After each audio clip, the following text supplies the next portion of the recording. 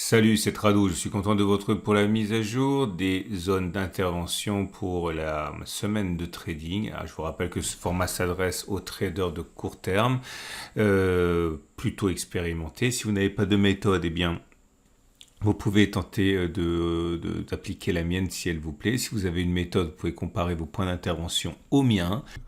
Et on commence avec le CAC 40 qui essaye de reprendre ses esprits sur la zone de support journalière des 72 40 72 10. Regardez, zone de résistance qui a été cassée, qui a changé de polarité, qui est devenue support. Et c'est sur ça actuellement que l'on essaie de se ressaisir. En deuxième rideau défensif, on a d'ailleurs un autre support, un support H4 à 72,06, 71,97 ici. La première résistance me semble être un retour sur les 73,87, 73,80. Il y a d'autres résistances, notamment on peut faire preuve d'imagination et prendre les 50% de Fibonacci de toute la baisse. Ce sont des choses qui sont assez classiques. Ça nous amènerait aux alentours de 72, mais ce sont des supports qui sont théoriques. Il n'y a rien qui véritablement s'oppose ici à ce que l'on attend les 73,87, 73,80 pour shorter, pour spéculer à la baisse. Alors maintenant, je vais vous montrer comment... Oh non, je peux vous proposer ceci pendant que je parle, je le remarque. Voilà, ici vous avez une petite zone de support ici qui pourrait vous intéresser. Ok, d'ailleurs on est dessus. Donc imaginons que vous décidiez de spéculer à la hausse, vous pouvez utiliser l'ATR pour le faire, c'est très classique. Donc imaginons que vous décidez d'acheter maintenant par exemple. Eh bien vous prenez le cours d'achat 72,32 et vous allez retrancher la valeur d'un ATR au moment où vous allez acheter. Imaginons que ce soit maintenant, donc vous avez un ATR qui est actuellement à 35,2. On peut arrondir à 35, donc on enlève 35, ça vous donne 71,97 en stop de protection. 71,97, ça veut dire que votre stop de protection serait à peu près ici. Alors c'est un petit peu collé au support. Certains voudront prendre peut-être 2 ATR, donc dans ce cas vous enlevez encore 35, ça fait 71,62, ça vous met un stop de protection voilà à peu près ici, 71,62. Et ceux qui voudraient spéculer à la hausse, à la baisse, pardon, peuvent faire la même chose, mais sur la zone de résistance. Donc, imaginons que vous décidez de spéculer à la baisse à 73,84. Donc, vous prenez 73,84. Et cette fois-ci, vous allez ajouter la valeur d'un ATR, puisque vous voulez que le stop de protection soit au-dessus de la zone de résistance. Donc, vous ajoutez 35. Ça vous met un stop de protection à 74,19 ici.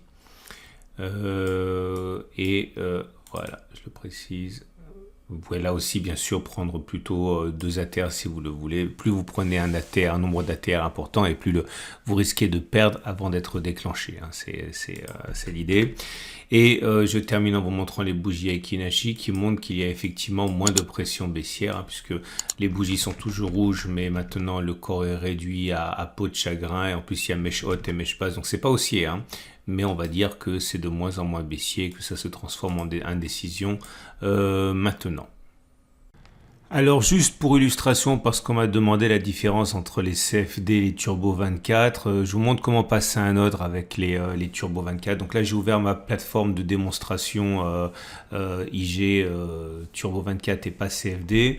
Tous les niveaux que vous voyez, c'est les différents turbos que vous pouvez avoir avec la zone d'invalidation. Attention, c'est très important. Ne laissez pas, si vous, par exemple, vous prenez ce turbo 24 avec une invalidation, une désactivation à 79, il faut absolument pas laisser les cours descendre jusqu'à là. Il faut que votre stop de protection vous sorte avant, sinon vous allez perdre votre mise. Donc ça, il faut faire attention. Donc soit vous prenez un truc plus éloigné, par exemple 70, 95, et vous avez plus de marge de manœuvre pour sortir avant la désactivation. Soit vous faites bien attention, mais attention, le but du jeu n'est pas de sortir sur des activations du Turbo 24, il faut mettre un stop de protection. Donc clairement, imaginons que je décide de spéculer à la hausse sur ce niveau ici. Ok, donc je vais prendre un turbo avec zone de désactivation à 70,95 ici pour un achat. Donc si vous décidez par exemple d'acheter à 72,00 ici, eh bien, vous avez besoin... Regarde, faites attention parce que le prix d'achat, c'est le prix du turbo, c'est pas le prix du CAC 40. Donc, vous devez utiliser le pricer, vous utilisez le pricer. Vous dites, voilà, je veux acheter au prix de 72,00. pour le CAC 40. Il calcule automatiquement que ça voudra dire qu'on ne sera pas à 1,833 mais à 1,446. Vous copiez ça sur le ticket d'ordre. Et il n'y a plus qu'à appuyer et c'est parti, hein, vous êtes en position, à condition bien sûr hein, que le cours du CAC 40 arrive à l'équivalent de 72,00. Donc là, il n'y a rien en position, hein, l'ordre ne s'est pas déclenché parce que vous n'êtes pas 72,00. Et si vous voulez maintenant simplement acheter le CAC 40 au niveau actuel, ben vous achetez ici au marché. Okay, et il va passer directement l'ordre au niveau actuel. Et ça vous donne une position, vous venez d'entrer en position ici. Hein. Donc voilà comment ça fonctionne pour les Turbo 24 avec toujours l'avantage que si vous êtes sorti pendant que les marchés sont fermés, eh bien si à l'ouverture des marchés on se retrouve à un niveau où vous n'auriez pas été sorti, eh bien vous êtes toujours dans la course, vous n'avez pas été déclenché, ça vous permet d'être à l'abri un petit peu des mèches assassines hein, qui peuvent vous faire sortir pendant que les marchés ne sont pas ouverts. Donc j'invite à regarder les vidéos à la fin de celle-ci pour avoir plus d'informations. Vous avez le lien juste en dessous de la vidéo hein, pour découvrir un compte de démonstration et vous entraîner avec de l'argent virtuel. Et on passe au DAX 40 dans une situation complètement similaire. On a pris appui sur la zone de support ici, journalière, ancienne résistance qui a changé de polarité lorsqu'elle a été cassée, devenue support, c'est très évident ici. Et in extremis, hein, on a rebondi sur cette zone, c'est le support des 15,274, 15,220 et puis ça correspond également à un support H4, un 15,245. 1584, les bougies Ekinashi ne montrent pas là non plus hein, de véritable tendance haussière, hein, c'est tout au plus une faiblesse de la tendance baissière qui se met en place, hein, parce que vous n'avez pas de bougie verte, c'est toujours rouge. Et vous avez là aussi la possibilité d'acheter sur la zone de support, ici, stop de protection en dessous de la zone bleue, notamment en utilisant la TR. Ceux qui veulent spéculer à la baisse peuvent le faire au cas où on reviendrait sur la zone des 15 650, 15 600 là, mais vous avez comme pour le CAC 40 a une zone de résistance intermédiaire. Ici, c'était une zone de support. Elle a été cassée, donc elle change de polarité, elle devient résistance. C'est donc une possibilité également, mais ça ne me semble pas non plus extrêmement solide. Plus solide est sans doute la zone ici. Il y en a une autre ici d'ailleurs, je remarque, car elle n'est pas non plus très solide, mais elle est un peu davantage. C'est la zone ici qui correspond à toute cette frange là, hein. On va lui donner une valeur parce qu'on ne sait jamais si on y va. Ici ça correspond donc à la résistance H4 je le mets en même temps que je le lis, voilà, 15 550 jusqu'à 15 493 qui pourrait être utilisé avec un stop de protection au-dessus de la zone. Et on passe au Dow Jones qui est en train de rebondir lui aussi sur la zone de support des 32 770, 32 480. Je vous montre les données journalières pour que vous compreniez mieux pourquoi.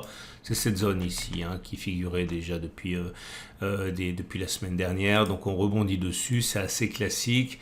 D'ailleurs, il faut se méfier parce qu'on est déjà à l'approche de la précédente zone de support qui a été cassée, qui est devenue résistance à 33,046, 32,918. En tout cas, pour l'instant, le chemin est libre. Mais très vite, on va se retrouver confronté à ces difficultés. Donc, ça veut dire de 0,2 à 0,6% plus haut. On risque d'avoir un tir de barrage. Ceux qui veulent acheter peuvent attendre que l'on revienne encore une fois sur cette zone bleue ici pour acheter, stop de protection en dessous. Éventuellement attendre que l'on s'enfonce carrément dans la zone orange, stop de protection en dessous de la zone orange. Ceux qui veulent spéculer à la baisse peuvent le faire éventuellement dans la zone bleue avec un stop de protection au-dessus de la zone bleue en utilisant notamment la méthode de la TR que j'ai donnée au début de la vidéo. Bougie Ekinashi neutre, c'est certes une première bougie verte qui vient d'apparaître, mais elle a une mèche haute, une mèche basse, un petit corps, donc c'est plutôt du rebond technique pour l'instant qu'une tendance haussière.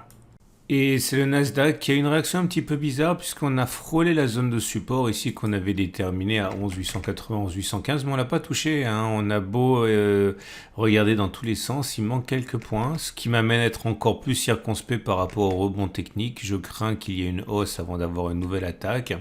En tout cas, ceux qui veulent spéculer à la baisse peuvent attendre que l'on s'enfonce dans la zone bleue, cette énorme zone de congestion ici.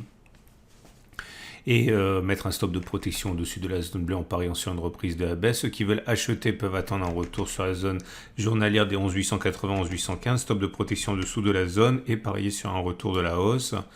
Les bougies Akinashi indiquent que pour l'instant c'est du simple rebond technique.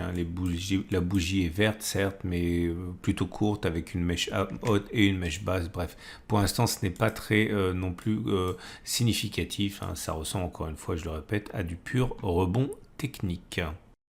Et on passe à l'euro-dollar qui également est sur une séquence assez impressionnante de baisse. Un premier support. Alors attention, cette zone grise énorme que vous voyez est une énorme zone de support. C'est-à-dire que si on regarde les données hebdomadaires, bon, c'est pas très visible ici, mais ça correspond à une zone de support. Donc les haussiers peuvent reprendre la main à n'importe quel moment sur cette zone de support très importante. Mais pour l'instant, quand on regarde les données 4 heures, ça ne se voit pas.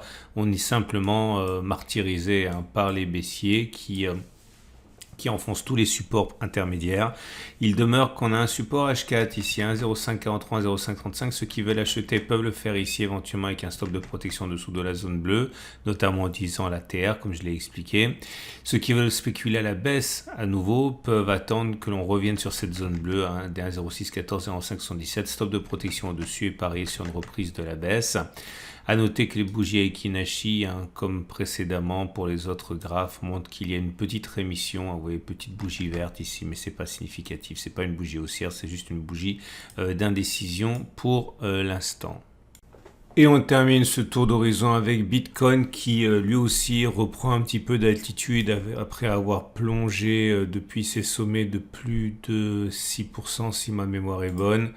9,8%, et on est en train de reprendre appui sur le support H4 des 23,070, 22,767.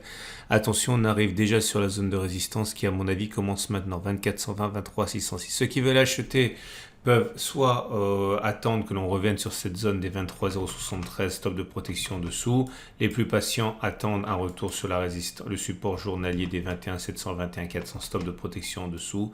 Ceux qui veulent spéculer à la baisse attendent que l'on s'enfonce dans la résistance H4 des 24,120, 23,606, stop de protection dessus de la zone bleue.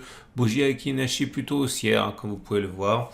C'est pas formidable, mais ça reste quand même des bougies vertes, sans mèche basse, pas très longues. Mais l'essentiel est là pour qu'on puisse qualifier la situation actuelle de début de tendance haussière.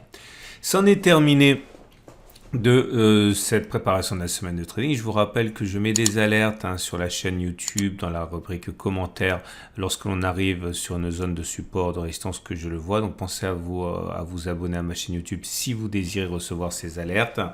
Pensez également, si vous le voulez, à vous abonner à ce format. C'est mis à jour tous les débuts de semaine. Et tous les graphes sont proposés ici via la plateforme de mon partenaire trading IG.